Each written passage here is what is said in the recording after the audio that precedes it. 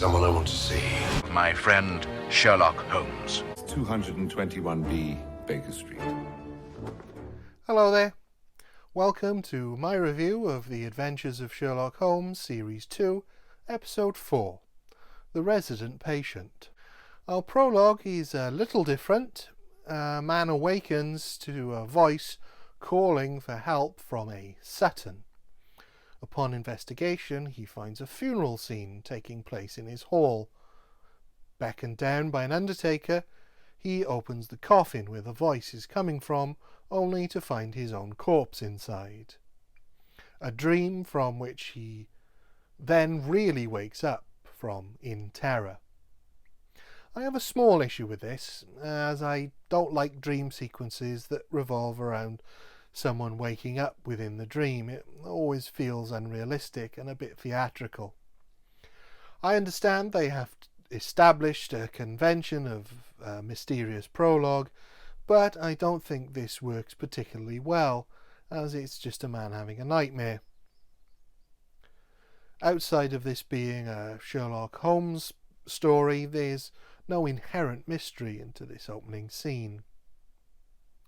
Thankfully, this is short, and we are quickly with Holmes and Watson, although not in 221B. They are in a barber shop where Watson is getting a haircut, and deduces that Holmes is with him because he's had an argument with Mrs. Hudson. You have been sitting there, frowning, eyes tightly closed, grinding your teeth, and all the time your fingers have been drumming like pistons on the arm of that chair. Given all this evidence, even I cannot fail to deduce that you have quarrelled with our good housekeeper and sought refuge in the sanity of the barber's shop. Holmes goes to great pains to deny Watson's deduction, before eventually giving away that Watson's absolutely correct. Nevertheless, there is an element of truth in what you say. Ah!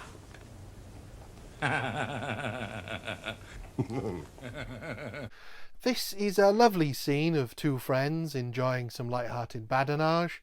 Holmes has a sparse and peculiar sense of humour that very rarely shows itself, but here he is on great form with Watson, fully aware he is being led on a merry dance and revelling in the fact he's beaten Holmes. As they return to Baker Street, where Mrs. Hudson has been spring cleaning, the cause of her disagreement with Holmes, they spot a doctor's carriage outside, and we get some unusually jaunty music.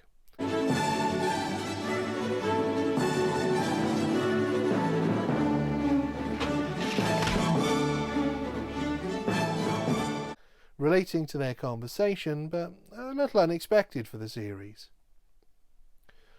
Waiting for them inside is Dr. Percy Trevelyan, played by Nicholas Clay, who murder mystery fans should recognise from the Peter Ustinov Evil Under the Sun, where he played Patrick Redfern. Watson recognises Trevelyan. Aren't you the author of a monograph upon obscure nervous lesions? Yes, but I so seldom hear of the work, I thought it quite dead. Trevelyan is there for some advice after a strange turn of events which he describes for the duo. He is a specialist in rare nerve diseases, but could not afford to set up in practice. This is long before the National Health Service, when doctors were responsible for not just paying for their training, but also all of their start-up and running costs. Meaning, if you were a gifted but not independently wealthy doctor, you might never have the means to start your own practice, or find some work at someone else's, putting you at the mercy of benefactors if you weren't to just give up. Trevelyan was in exactly this predicament when he was approached by a Mr. Blessington. Good heavens, do you live here, in this? Yes, I'm afraid I do. You are the same Percy Trevelyan who's had so distinguished a career. Recently won the Slater Award for Medicine. The man from the prologue, played by Patrick Newell, who I am convinced was partial inspiration, at least, for Peter Serafinowicz's Brian Butterfield character. Butterfield Detective Agency. With my array of disguises, I can blend seamlessly into almost any environment. Firefighter. Holidaymaker. Infant. Quite right. Quite right. Blessington has sought out Trevelyan to set him up in practice in Blessington's home, in exchange for 3/4 of his income, and to work as Blessington's private physician. Everything has been going well for 2 years, but things changed recently. Blessington came to him in a panic about a burglary in the neighbourhood, which caused him to greatly increase security in his home, adding bars to all the windows and refusing to leave his room, seemingly in fear for his life. Eventually this fear subsided, until recently, when Trevelyan was visited by a Russian man suffering from catalepsy. My father speaks very little English, doctor, so I trust you will excuse my coming in with him. He examined the man while the son waited outside. The man goes into a cataleptic fit, which Trevelyan attempts to treat. But when he returns from getting a treatment, the man and his son have both disappeared. Blessington returns and is horrified to discover someone has been in his room, as evidenced by shoe prints on his rug. Has anything been stolen? No, but that's not the point. Nothing has been stolen. My privacy has been invaded by a stranger. Is that not enough? While Trevelyan isn't quite able to put 2 and 2 together, I think it's fairly obvious it was the Russian man's son. But the mystery is, why did he go into Blessington's room? It wasn't to rob him, as nothing was taken, so what other sinister motive did he have? It's a bit of a shame they weren't able to condense the visit from the father and son into a short enough sequence to fit the prologue, as this is the real mystery here, but I don't really think there's any way it could have been done succinctly enough to work. This is quite a long story to set up Holmes's involvement, and most of the details are entirely necessary to set the scene. There's no chance for shorthand. Like some other Holmes stories, it does a good job of setting up a potentially solvable mystery that baffles the characters involved, but which the audience can pretty easily work out, only for this to be just one piece of the entire puzzle.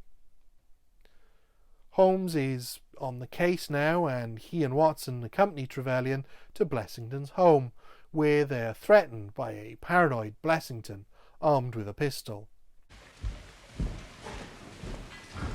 Stay where you are! I have a pistol, and I give you my word I will shoot if you come any nearer! Trevelyan dresses down Blessington for his behaviour, and he apologises. Holmes sets about investigating the scene, and it's clear from his conversation with Blessington he has pretty much worked out what is going on. Once you know the ending of the story, Holmes's smile here as Blessington derides bankers is very telling. He tells Blessington to tell him the truth, which Blessington protests he has done. But Holmes says he's lying, and without the truth he cannot and will not help. The next day, Blessington is discovered hanged from his chandelier in what is a pretty graphic murder scene, before we cut to Watson snoring before being awoken by Holmes, with a note summoning them urgently to Blessington's. The juxtaposition of the gruesome scene of Blessington's body dangling from the ceiling, and Watson contently snoring away next to his charming model ship, doesn't really work for me. I think it's too stark a contrast, and is actually quite jarring. It immediately removes any sense of urgency from the plot at a moment it should be accelerating, as it does after this scene. They arrive at Blessington's to be told the body hasn't been touched and the page boy has disappeared. Holmes inspects the body and the scene is no less gruesome.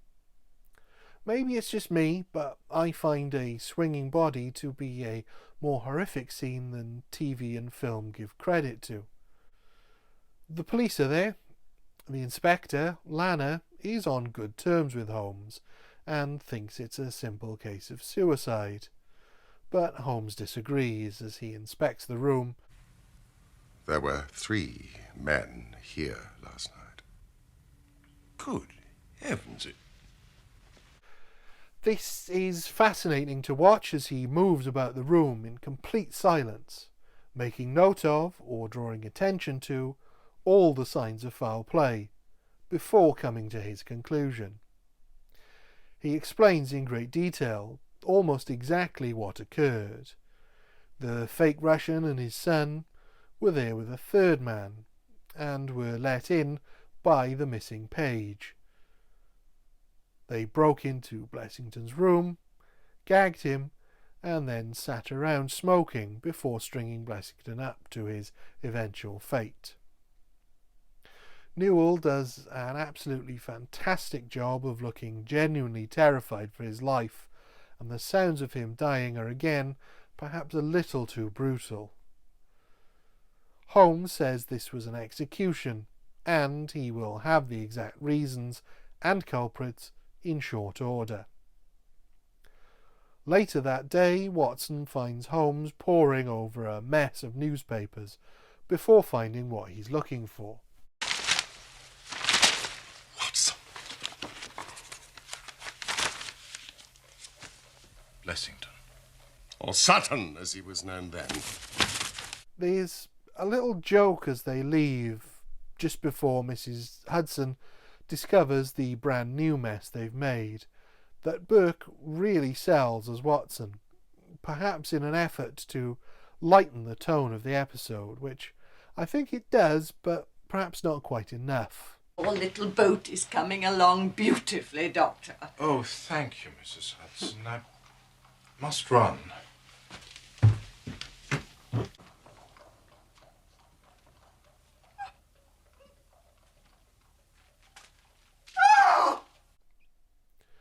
The pair then meet Trevelyan and Lana back at Blessington's house, and Lana now understands what's going on. But Watson has to explain to Trevelyan that Blessington, or Sutton, was part of a gang with 4 other men, who all robbed a bank in which a man was killed. But I don't believe in bankers, sir. Never trust a banker, Mr. Holmes, never. Blessington turned the rest of the gang in, the man who did the killing being hanged and the others being locked up until recently, which is what he actually saw in the paper that terrified him. Trevelyan being employed to act as some sort of safety for him. This, of course, failed, and the men got their revenge. Unfortunately, the 3 men escape, but, as Watson tells us in his closing narration, the men boarded a ship which was lost at sea. This off-screen justice is perhaps why the ending of The Greek Interpreter was changed for the series, as they likely didn't want too many of these episodes ending with Holmes failing to capture the criminals, who ultimately succumb to a different fate. But I think it would have worked better had this one been changed to see Holmes or the police capture the men, rather than in the Greek Interpreter, as there's no innocent party involved here. It just seems much neater. All in all, though, this is a very good episode. The tone feels slightly different to previous episodes in small ways. The slight shift in Holmes and Watson's relationship, the slightly more gruesome death scene, the concentration of events to a few small locations, the slight variation in the way it's shot, that all add up to a feeling of it being different, although not in a negative way. The performances are all brilliant, although Trevelyan did feel a little bit too exposition-y, as that really is his sole purpose, either to deliver or receive it. The setup was perhaps a little too long for a visual medium, despite it being necessary, and there are a few other small niggles that I've already mentioned, but it's still a very good episode, even if it's not the funnest of stories. For those reasons, I'm going to give this one a 4 out of 5. Thank you. Goodbye.